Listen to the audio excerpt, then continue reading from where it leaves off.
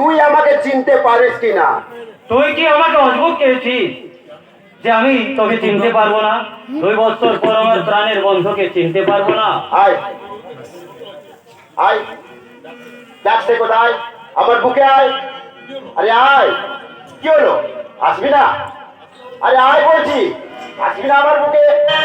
আমার সেই ক্ষমতাটা শয়তানরা ছেড়ে শিপুয়া!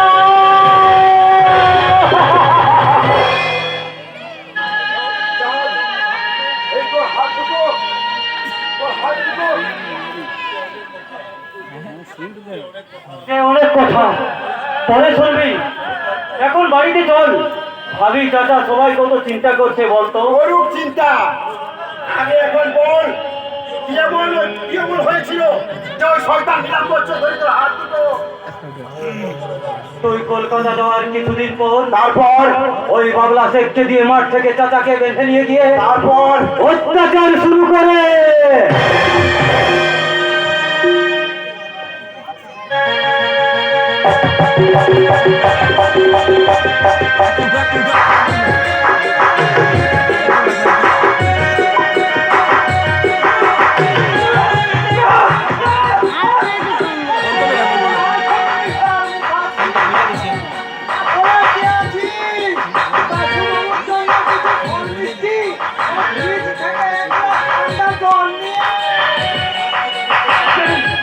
মাঠ থেকে আমাকে জোর করে তুলে এনে আমাকে ব্যঙ্গ করার মানে কি জানো বাবু?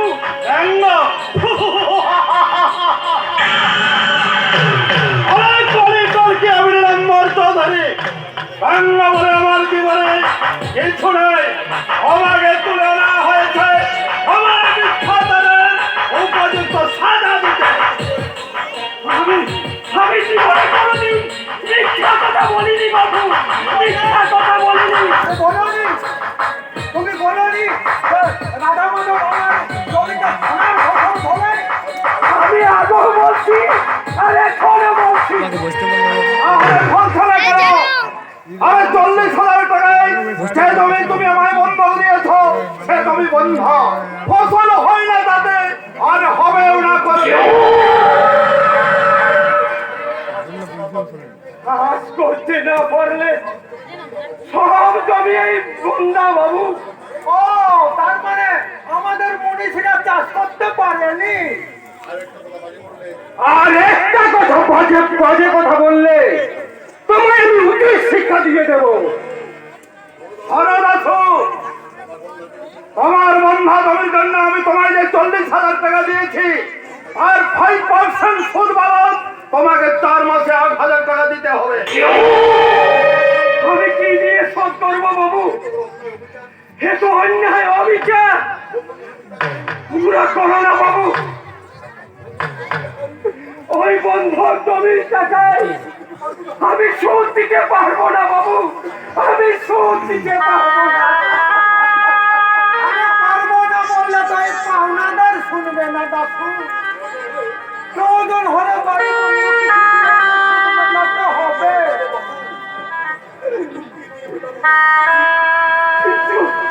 কিন্তু কি দিয়ে মেটাবো বাবু? আমার ওই জমিটি অল্প তোমরাকে বন্ধক দিয়েছি। আমি তো গরিব ঘরের, আর দুবেলা দুমুঠো খাতেও পেয়ে পাইনি। আর ছেলেটা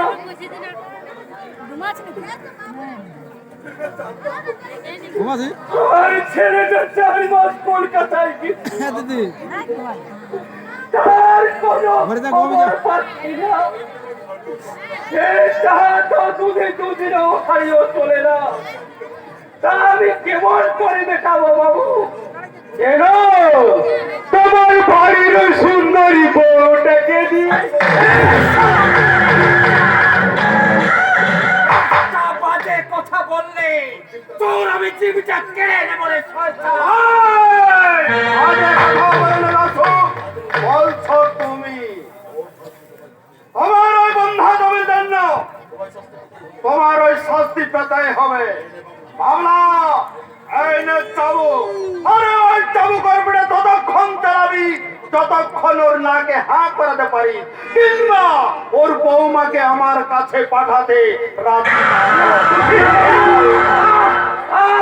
এইবারে বলো ঠাকুর কি দেবে? কাকে? না বৌমা? আমি কিছু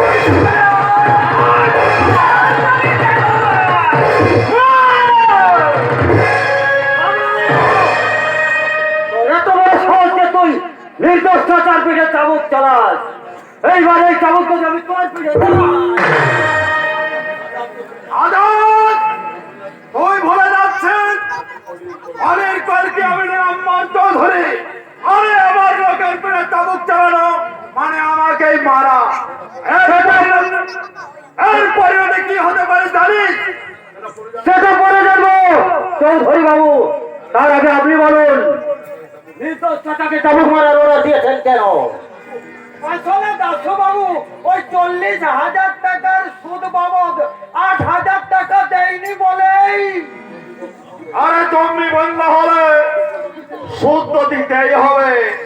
লালে সুদের পরিবর্তে ওর বন্ধা বৌমাকে চৌধুরী বাবু আমি বললে তখন তোমার মুরগিটা ছেড়ে দিতাম। হুঁশিয়ার আজাদ আমি কিছুতেই সহ্য করবো না। চোখ সারা লড়ি করতাম। সামান্য চাকরি বাঁচাতে পারলে সারা বাড়ি বৌদিদের দিকে হাত বাড়াস। তোর লজ্জা করে না সারা জাতের কলঙ্ক। আরে ওর বর্মার কথা বলতে তোর তো গায়ে লাগছে কেন রে? ওর বন্ধা জমিটা হয়তো আমার কাছে বন্ধক আছে, ওর বন্ধা বৌমাটা কি তোর কাছে বন্ধক আছে? তুই কি তোর মা বোন জ্ঞানটা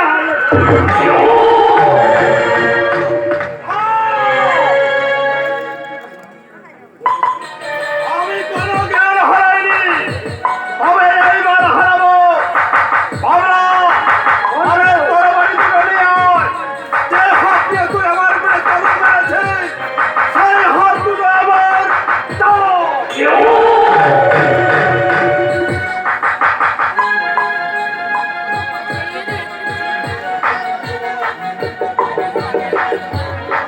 আরে এসো বাবাজি। অনেক খেল দেখিয়েছো বাবা, এবার এসো। এ বাবা!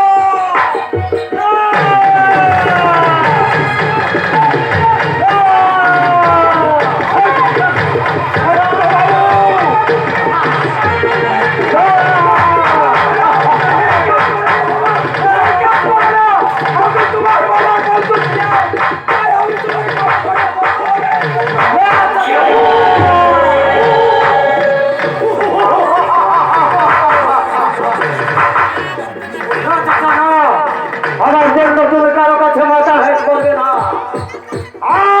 কারণ আমাকে আমি নিরম্বর চৌধুরী অন্যায় অত্যাচার অবিচার আমার ধর্ম খুব ধর্মের হাজারে আমার করব।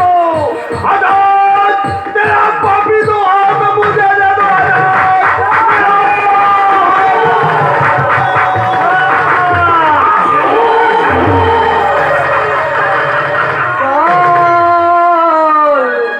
জল প্রতিশোধের আগুন জ্বাল। এই অবিচার মানুষ